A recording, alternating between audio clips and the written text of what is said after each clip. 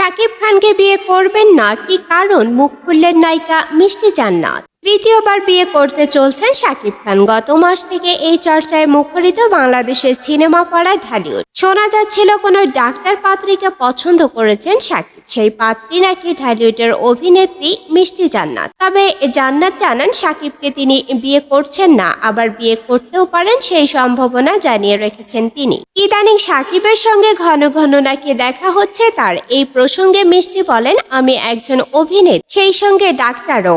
আমার সঙ্গে শাকিবের ভালোই পরিচয় আছে। অনেকেই ভাবছেন শাকিবের সঙ্গে আমার বিয়ে হচ্ছে, কিন্তু আমি এটা বলতে চাই বিবাহিত কাউকে আমি বিয়ে করব না। আবার ভালো লেগে গেলে করতেও পারি, কিছু বলা যায় না, এটা সময়ের ব্যাপার। তবে বিয়ের বিষয়ে এখন কিছু না বললেও আমি এটা বলতে পারি, সম্প্রতি আমার সঙ্গে শাকিবের একটি সিনেমার কথা চলছে। এখন শাকিব কলকাতায় আছে। কিছুদিন আগে আমিও কলকাতায় গিয়েছিলাম আমার একটি কাজের জন্য।